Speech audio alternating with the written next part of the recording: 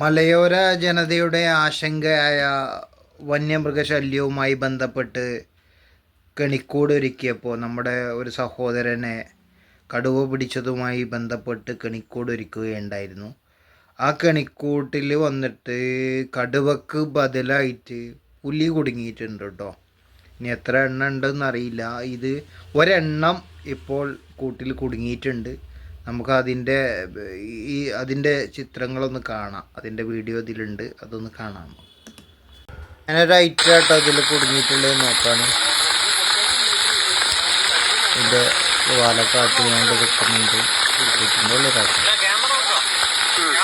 ആ നോക്കുന്നുണ്ട് കേട്ടോ.